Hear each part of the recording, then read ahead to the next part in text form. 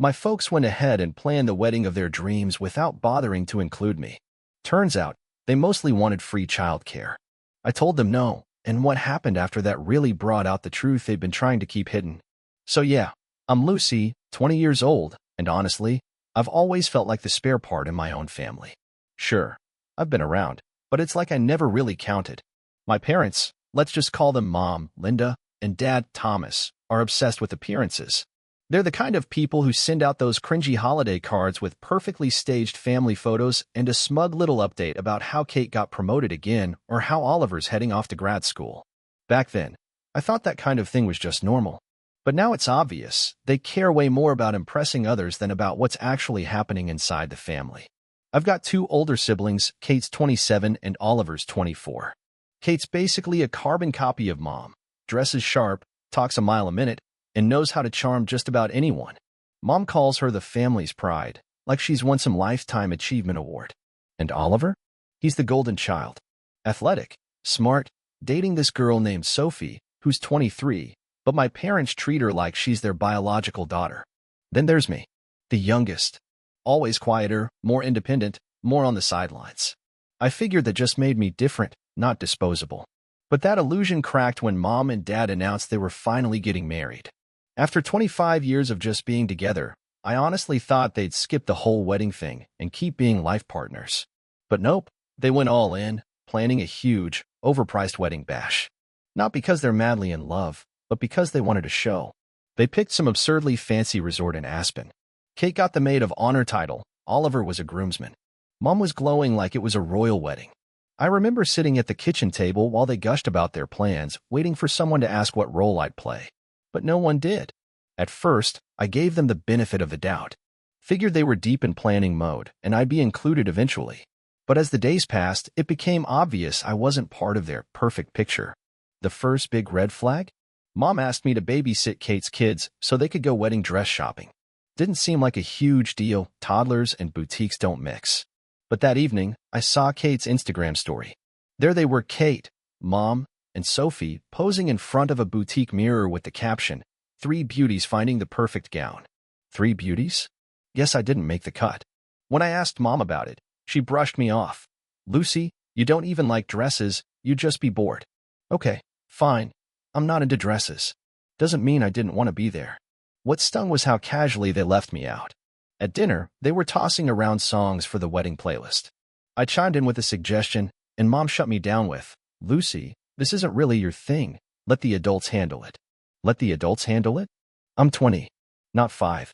It wasn't just the big stuff. They excluded me in 1,000 tiny ways. Hours spent debating what tiny suit Kate's son should wear. Mom asking Sophie, for help with flowers while I was sitting right there. I felt like furniture, just something useful to have around. Oliver and Sophie came over one night, and Mom couldn't stop gushing about how perfect Sophie was and how thrilled she was to have her officially in the family. She even laughed and said, "Sophie, you're like a second daughter to me." And I'm sitting there, twirling spaghetti on my fork, thinking, great, guess that makes me the third will no one invited. Then came the seating chart fiasco. I overheard Mom and Kate arguing, and Kate said, "Well, if we run out of space, Lucy can sit at the kids' table." And Mom? She didn't even flinch.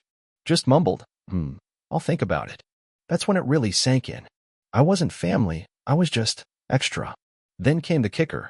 Sophie, sweet, polished Sophie, flat out called me the babysitter. We were having dinner. Kate was stressed about who'd watch her kids at the wedding, and Sophie, all cheerful, said, "Oh, Lucy can do it. She's such a great babysitter." No one corrected her. Not Mom. Not Dad. No one. And then came the travel plans. That's when it really hit me how little I mattered. I was chilling in the living room when I heard Mom on the phone, excited, saying they'd booked first-class tickets for the whole family. And of course Sophie's flying with us. We couldn't leave her behind. She never mentioned me. For a second, I thought maybe it was a surprise. But I knew better. They don't do surprises for me. If they didn't say my name, I probably wasn't included. The day before the trip, Mom barged into my room with that annoyed tone she saves just for me. "Lucy, why haven't you packed yet? We're leaving early tomorrow." I just stared at her. Blinked. "Pack for what?" I asked, looking at her like she'd lost it. Mom gave me that tired, irritated look she always pulls out when she thinks I'm the one being unreasonable. The wedding, obviously, she snapped, as if I'd asked the dumbest question imaginable. That's when I finally asked the question that had been gnawing at me for weeks. Did you even get me a plane ticket? She froze, just for a beat, but long enough for me to catch it, then pasted on a fake laugh so forced it made my skin crawl. Oh, well, you don't really need first class like the rest of us. We'll grab you a ticket tomorrow, tons of economy seats still open. I just stared at her. Everyone else had their luxury seats squared away weeks ago, and I was supposed to be some last-minute thought? Are you kidding me right now? I asked, still trying to wrap my head around it. She waved me off like I was throwing a tantrum. Lucy, don't turn this into a thing. It's not about where you sit. It's about being there with the family. Yeah, easy for her to say from her cushy first-class seat. Then Dad's voice floated in from the hallway, clearly eavesdropping. Just throw something basic in a bag, Lucy. You're not in the wedding party, so you don't need anything fancy. Not even in the wedding party. That landed harder than I expected. I'm their daughter. You'd think they'd ask me to light a candle, hand out programs, something. Meanwhile, Sophie, who isn't even married to Oliver, is getting a custom dress and front row seating like she's royalty. But me? I didn't even have a confirmed spot on the plane. So I asked, straight up, what exactly am I supposed to do at this wedding? Sit off in the corner and clap politely. Mom rolled her eyes, clearly over it. Lucy, don't make this about you. This is about the family. You're going to be there to support us and, help out. Help out. There it was. I already knew what she meant, but I asked anyway. Help out how? She hesitated. Just a beat. Well, Kate could really use a hand with the kids during the ceremony. You know how they get when they're bored. Boom. There it was, finally spoken out loud. They didn't want me there as family. They wanted a free babysitter. That was my role. I let out a dry laugh, because what else could I do at that point? So let me get this straight, I said. You didn't buy me a ticket. You don't care what I wear, and the only reason I'm coming is to wrangle toddlers? Mom gave me that rehearsed look, that you're being difficult again stare. Lucy, you're amazing with the kids. Who else is going to watch them? I didn't even flinch. I don't know. Maybe their actual parents? She let out a long, dramatic sigh, like I was the unreasonable one. We don't have time for this. You're coming. Go pack. I stood my ground. No, I'm not going. I tried to sound calm, but my heart was pounding. She blinked, like she'd never even considered that response. Don't be ridiculous. You're part of this family. Am I? I shot back. Because it really doesn't feel like it. And of course, Dad jumped in again. Lucy, don't start one of your moods. You're coming to the wedding. That's final. Moods. My voice rose. This isn't a mood. This is me finally saying something. I'm tired of being treated like I don't count. You didn't even think to book me a seat, and now I'm supposed to be grateful for the honor of babysitting during the biggest day of your lives? Mom folded her arms, her expression stone cold. We've all put so much effort into making this wedding special. You're being selfish. Selfish. That word flipped a switch. I grabbed my phone. Fine, I said. You don't have to worry about me anymore. I'm not going. She opened her mouth, ready to fire back, but instead, she sighed, turned around, and walked away.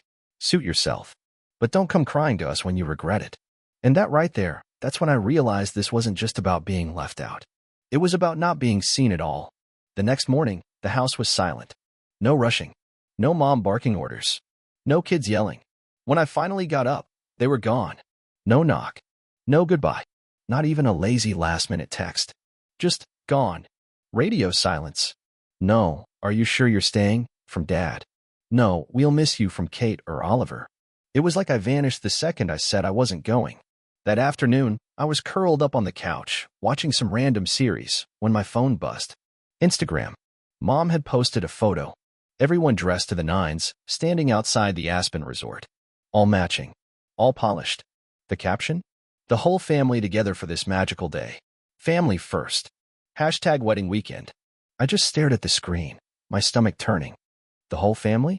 Really? Mom? Where was I in this magical moment? Oh, right, on the couch, still in sweatpants, eating cold pizza. Completely erased. Then the comments started rolling in. Where's Lucy? Is everything okay with Lucy? Why isn't Lucy in the picture? I kept scrolling, waiting to see what kind of lie Mom would post. And yep, she didn't disappoint. Mom decided to respond to one of the comments on her post. Unfortunately, Lucy wasn't feeling well and couldn't travel, she wrote. She's with us in spirit. With them in spirit? You've got to be kidding me. But wait, it got worse. Dad, Thomas, chimed in, replying to someone else with, family first, always. Even when we're apart. Lucy needed to rest, but she's cheering us on from home. Cheering? The only thing I was rooting for was the resort's Wi-Fi to crash, so they'd stop uploading their parade of lies. I was furious. They didn't just exclude me, they rewrote the story. I wasn't left out. No, according to them, I was too fragile to come. A sick little narrative to keep their perfect image spotless. Instead of admitting they'd ignored me, they made me the delicate daughter who couldn't travel. Calculated. Phony. And it worked for their audience. I sat there, staring at my screen, torn. Part of me wanted to let it go. This wasn't new. But another part of me, one that had been quiet for way too long, had had enough. I wasn't sick. I wasn't with them in spirit. I was simply not invited. So I picked up my phone, snapped a selfie, and posted it with the caption. Not sick. Just forgotten. Guess I didn't make the cut for the family first fairy tale. I tagged them all, Mom, Linda, Dad, Thomas, Kate, Oliver, even Sophie. Within minutes, my notifications blew up. First, the support. Wait, what? They left you. This is so wrong. I'm so sorry. You deserve so much better, Lucy. Then came the backlash. Kate dropped the first comment. Seriously, Lucy? You're airing this on social media? Grow up. I didn't respond. If the truth made her uncomfortable, maybe she needed to sit with that. Then came Oliver, ever the peacemaker. Lucy, I thought you didn't want to come. Why are you posting this? Right. Because expressing hurt is somehow worse than causing it. Sophie didn't comment, but she liked Kate's post. No shock there. Then came the real storm. Extended family and old friends started comparing both posts, Mom's polished fantasy and my raw truth. Annalise, never a fan of Mom's everything's perfect routine, commented. So, you ditched your daughter and lied about it? Well, that's some version of family first. An old family friend added. Lucy, I'm so sorry. I can't believe they treat you like this. My phone started ringing. First Mom. I let it go to voicemail. Then Dad. Same. Then a text from Kate. Pick up. Mom's losing her mind. Eventually, I checked my messages. Mom had left a voice note. Her voice was sharp, clipped. That fake calm she uses when she's 2 seconds from exploding. Lucy, she said, do you have any idea how embarrassing this is for us? We didn't exclude you. You chose not to come. Now you're making us look like horrible parents. This is childish and petty. Take the post down. I didn't reply. Instead, I screenshotted the voice note, blurred the audio bar, and posted it to my Instagram story with the caption. Funny how the truth makes people uncomfortable. Looks like I struck a nerve. Later that night, I got a DM from my cousin Mia. She's 22, the family wild card, the one who doesn't play along. Lucy, she wrote, this is wild. I'm so sorry they did this to you. Want me to help? I wasn't sure what she meant. So I asked. Her reply? Let's just say I can make things interesting. For the first time all day, I smiled. Go for it, I typed back. That's when the real fun began. After Mia's message, I felt this rush, nervous curiosity mixed with full-blown revenge energy. She didn't lay out her full plan, just told me she had access to the wedding slideshow. And this wasn't some thrown-together PowerPoint. No. Mom, Linda, had hired a designer, handpicked every photo, and spent weeks obsessing over it. It was her masterpiece. The emotional heart of the night. She wanted people to weep. Guess who had control over the final version? Yep, Mia. The next morning, she texted. I've got an idea. Just trust me. At that point, trust was easy. I didn't care what she did. I just wanted someone, anyone, to call them out in a way they couldn't edit or delete. Do it, I replied. The reception was at some absurdly upscale ballroom, massive chandeliers, polished floors, the kind of place that makes you feel underdressed even in a gown. According to Mia, the vibe was exactly what I expected. Peak smug. Mom glowing like she won the lottery. Dad soaking up compliments like champagne. Kate and Oliver schmoozing like seasoned politicians. Sophie, of course, everyone's new favorite. Mia sent me a selfie from inside the venue bathroom. Her caption? Sophie's out here acting like it's her wedding. Your mom's loving every second of it. Then, a few minutes later, another text came through. It's slideshow time. Buckle up. I wasn't physically there, obviously, but the way Mia described everything, I could practically feel the room tighten. She painted the scene perfectly, the lights dimmed, the chatter died down, and up came the first slide. Family first, a celebration of love. The presentation started off the way you'd expect. Grainy photos of Mom, Linda, and Dad, Thomas, back in their early days, shots from vacations, anniversaries, all that generic sentimental stuff. Then the slides moved on to Kate and Oliver, smiling school portraits, birthday parties, and family holidays. No shock here. I was barely in any of it. Mia told me she spotted maybe 1 or 2 pictures of me as a baby. But after that, nothing. It was like I'd vanished once Kate and Oliver hit high school. And then came the recent years, tons of Kate's kids looking adorable, Oliver and Sophie at fancy restaurants, family gatherings that I apparently didn't qualify to attend. Slide after slide, and I was nowhere to be found. Mia said people started noticing. You could hear the whispers. The slideshow might have been slick and polished, but my absence was screaming. Then the final slide popped up, or at least, the one Mom expected. It was supposed to close with "Forever Grateful for Family" over a beaming shot of the whole crew at some upscale trip to the Hamptons. Instead, Mia had swapped it out. A blank screen appeared with the words. Some family members couldn't make it. Or were they forgotten? According to Mia, the silence in the room was deafening. Kate gasped so loud you could hear it echo, then blurted, "What the hell is this?" before bolting from her seat.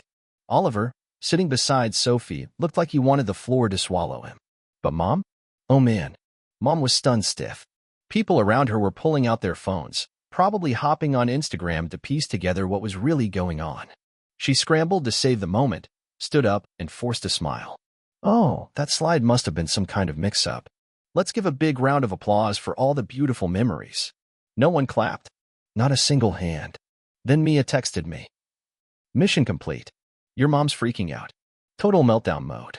She said people were starting to question her directly. And Janice, who has never been shy about calling out Mom's fake behavior, walked right up and asked point blank. What was that last slide about? And where is Lucy? Why isn't she in any of this? Trying to hold it together, Mom stuck to her script. Oh, Lucy wasn't feeling well. We didn't want her traveling and risking anyone's health. But the lie had already crumbled. By then, most of the guests had already seen my Instagram post. Mia had made sure to casually show it to a few cousins beforehand, and like wildfire, it spread. One of the cousins, bless her soul, actually held up her phone and showed the post to Aunt Janice. She didn't whisper either. Doesn't look sick to me, she said, loud enough for nearby guests to hear. And that was it. Game over. The questions started flying. People openly asked why I hadn't been included, why Mom and Dad had lied, and how they could let something like this happen. Some even said the slideshow had made them uncomfortable, that it was heartbreaking to watch someone be erased like that. Mom tried to spin it, to keep her smile plastered on, but the cracks were showing. The facade was crumbling. Meanwhile, Mia kept feeding me live updates. Your mom's cornered by Janice and Uncle Ben. It's not pretty. Kate's crying in the bathroom. She's mad no one's paying attention to her. Sophie just asked Oliver if they should leave early. LOL. Back home, I was curled up on the couch with a bag of popcorn, eating up every second of it. For the first time ever, my family, the ones who'd spent years making me feel invisible, were finally being forced to acknowledge what they'd done. Mom ended the night with some limp speech about how family means everything and how she missed having everyone together. But no one was buying it. After the whole thing wound down, Mia sent me one last message. Your mom just walked out in tears. Dad Thomas looked like he wanted to strangle someone. Best wedding ever. I couldn't stop laughing. For once, I felt like I existed. Like I'd been heard, even if my voice came through Mia's perfectly timed chaos. The next morning, my phone was a war zone. Texts, DMs, mentions, notifications from every platform. It felt like every app one opened had someone talking about the slideshow or the chaos that followed it. Mia was the first message I read. Lucy, they're livid. Your mom's saying it was a tech glitch, but literally no one believes her. You're officially the talk of the weekend. Congrats. I actually laughed out loud. I wasn't surprised they were trying to spin it. It was classic Mom. Always trying to twist the truth to fit her perfect story. But this time, the truth had already taken root. The damage was real, and they couldn't edit me out of that. When I woke up the next morning, my Instagram had completely blown up. Overnight, the post had been shared, commented on, and passed around by everyone from friends and cousins to family friends. Some even tagged my mom, Linda, and dad, Thomas, directly. One cousin left a comment. "Lucy, this is so wrong. I had no idea they left you out like that. You deserve so much better." Another added, "Family first? Yeah, right. More like family filtered." That last line stuck. People had actually started using a hashtag. Hashtag family first except Lucy. Every time I saw it, I had to laugh. The irony was just too perfect. And then the family backlash began. Kate was the first to throw shade. She texted, "I cannot believe you'd stoop this low, Lucy. Mom and Dad put their hearts into this wedding, and you just had to turn it into a circus. Grow up." Honestly, I rolled my eyes so hard I thought I might sprain something. Kate acting like she was the victim, classic. After years of treating me like her personal nanny, she had the nerve to call me dramatic? Nope. I left her on read. Next came the calls from Mom, Linda. 2 in a row. I ignored both. Then she left a voicemail, dripping with her signature passive-aggressive tone. "Lucy, it's your mother. I can't believe what you've done. We tried to make this day special for everyone, and you've turned it into a sideshow. Do you have any idea how embarrassing this is for us? I really thought you were more mature than this. Call me back. We need to talk." Yeah, I passed on that one. But the day didn't stay sour for long. Support started pouring in. I heard from relatives I barely talked to offering kind words and validation. Even a few of Mom's longtime friends reached out. Diane, one of her old yoga buddies, actually sent me a screenshot of a group chat where people were tearing into my parents. One message read, "Can you believe they treated their own daughter like this? Lucy is better off without them." Another said, "Makes you wonder what else they've tried to cover up over the years. This isn't normal." Diane added her own message. "Just so you know, people see what's really going on. Hang in there, sweetheart." For the first time in forever, I felt grounded, seen. Like maybe I wasn't just overreacting. By afternoon, word had spread even further. Mom and Dad were getting questioned left and right. Mia texted me to say some of their oldest friends had started asking why I wasn't at the wedding. Mom stuck to her go-to excuse. Lucy was too sick to travel. But at this point, no one was buying it. Then came the real shocker. Mia told me Mom and Dad actually left Aspen early. They cut their honeymoon short. I guess all the attention and questions finally cracked their perfect shell. Later that day, my younger cousin Logan messaged me. "Lucy, I always thought you just didn't care about family stuff because you were quiet. But now I see. They never gave you a real shot. I'm sorry." And that hit me. For years, I thought the problem was me. That I didn't try hard enough, didn't speak up enough, didn't fit their mold. But the truth was simpler. It wasn't that I never tried. It was that they never really saw me. That evening, Mom sent another text. "Lucy, this is going too far. I know you're upset, but dragging all of this onto social media isn't helping anyone. Let's talk and figure out a way forward." I didn't respond. Instead, I posted a follow-up on Instagram. The truth stings, I guess. I've spent years being overlooked, ignored, and treated like a footnote in my own family. This wedding didn't start it, it ended it. I deserve more than silence and crumbs. And I'm done pretending otherwise. To everyone who's reached out, thank you. Your kindness means more than you know. The response was overwhelming. People I hadn't talked to in years sent DMs saying they were proud of me for finally speaking out. Even some of Kate's friends commented, "Good for you, Lucy." Seriously. By the time I went to bed, I felt something I hadn't felt in years. Peace. For once, I didn't just let it slide. I didn't swallow it. I didn't shrink. I said what needed to be said, and people listened. Mom and Dad could twist the story all they wanted. But the truth was already out there. And honestly, that felt better than any half-hearted apology they could ever give. Just when I thought the drama had peaked. I remembered Uncle Ben. Ben is Mom's older brother. And let's just say, subtlety isn't his thing. He's blunt, loud, and couldn't care less who's offended. He and Mom don't really get along, which makes sense, since he's one of the only people in the family who's ever treated me like a full human being. So when my phone lit up 2 days later with his name, I wasn't surprised. "Lucy," he said, his voice sharp and to the point, "I just saw your post. And I just got off the phone with your mother. What the hell happened?" I gave him the whole rundown, from start to finish. He didn't interrupt, just listened.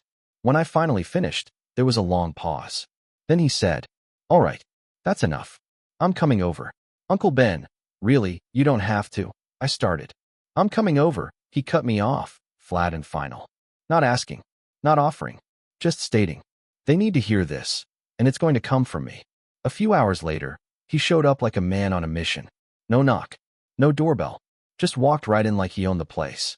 I was curled up on the couch when he appeared in the doorway, looked me dead in the eye, and said, "Pack a bag." I blinked. "Wait, what?" "You're not staying here," he said firmly. "Grab what you need. I'll handle your parents." Before I could even process that, Mom, Linda, and Dad, Thomas, walked into the room. Mom's face was tight with confusion and tension. Dad just looked irritated. "Ben," Mom said, her voice taut. "What are you doing here?" "Oh, I don't know," Ben snapped. "Maybe I came to ask what the hell you were thinking, abandoning your daughter and then lying about it all over social media. Have you completely lost your damn minds?" Mom's cheeks flushed immediately. "This isn't your place." "It is now," Ben cut her off. "Because when my niece is treated like furniture in her own house, I make it my place." Dad tried to step in, aiming for calm. "Ben, you don't know everything. Lucy chose not to come." Ben barked out a laugh. "She didn't come because you made her feel like she didn't belong. You didn't include her in anything, didn't even bother to buy her a plane ticket, and now you're blaming her? You've got some nerve." Mom opened her mouth, but Ben wasn't finished. "You think this perfect little family act is fooling anyone? You've been so focused on appearances, you didn't even notice you were pushing your own kid out of the picture." That's when Mom cracked. She burst into tears, not subtle sniffles, but a full-on meltdown. She collapsed onto the couch, face in her hands, sobbing. "We didn't mean to hurt her," she choked out. "We just wanted everything to be perfect." Ben snorted. "Perfect for who, exactly?" "Because it sure wasn't for Lucy." Dad looked like he wanted to disappear into the floor. "This isn't helping, Ben," he muttered. "No, Thomas," Ben said coldly. "What's not helping is your complete refusal to admit you screwed this up. Big time. Stop pretending everything's fine. It's not. You both need to wake up." While they argued, I quietly slipped upstairs and started tossing clothes into a duffel. I wasn't even sure I was really leaving. But just the idea of getting out, even temporarily, felt like a breath of air after years underwater. Downstairs, the shouting continued. Mom's voice broke and shook. Dad tried to sound reasonable, but he was unraveling. "Ben?" He sliced through it all like a buzzsaw. When I came back down, bag slung over my shoulder, the room had gone silent. Mom sat, still crying. Dad looked 10 years older. Ben stood tall, composed, like he'd just finished closing a major deal. "You ready?" he asked, tilting his head toward the door. I hesitated. "Are you sure about this?" Ben laid a steady hand on my shoulder. "You don't owe anyone your presence if they treat you like an afterthought. You deserve better. Let's go." We stepped outside. Then, Mom's voice panicked. "Lucy, wait," she cried, chasing after us. "Don't do this. Please. We can fix it." Tears again. Desperation in her voice. "Just take down your posts, okay? We'll talk. We'll work it out." I turned around, heart pounding. My voice shook, but only a little. "You're only sorry because people saw it. If no one had said anything, you wouldn't care." "That's not true," she insisted, reaching for me. "We love you, Lucy. We've just been under a lot of pressure." I shook my head slowly. "That's not an excuse. Not for this." She stepped closer, but Ben calmly blocked her path. "Back off, Linda," he said. "You've done enough." The ride to his place was mostly quiet. No lectures. No pushing. I think he knew I just needed time to breathe. After a while, he spoke. "You don't have to go back there. Not unless you want to." I sighed. "I don't even know what I want. I don't have a plan." He nodded. "That's okay. You've got time to figure it out. And I've got your back. Always." For the first time in a long time, I actually believed someone when they said that. Over the next few days, I started feeling more like myself again. Ben and his wife, Anna, didn't pry. They didn't pressure me to talk. They just gave me space, a safe place to land, and a little peace. By the end of the week, one thing was crystal clear. I wasn't going back to that house. Not unless something truly changed. Staying with Uncle Ben and Aunt Anna felt like I could finally breathe after years of suffocating under someone else's expectations. For the first time in what felt like forever, I wasn't constantly tense or bracing for someone to guilt-trip me. At Uncle Ben and Aunt Anna's place, there were no passive-aggressive comments, no icy silence, and definitely no one treating me like I was an inconvenience. They just let me be. No pressure. No drama. Just peace. Back at my parents' house, though, total chaos. Mia kept me updated on everything going down after the wedding fallout. From what she said, it sounded like a reality show imploding in real time. Mom, Linda, had tried to organize some big family meeting to reconnect and smooth things over, but it flopped. Kate was losing her mind because the slideshow fiasco completely stole her spotlight. Classic Kate. She couldn't stand not being the center of attention. Oliver was doing his usual peacekeeper act, while Sophie had apparently checked out. Mia texted me.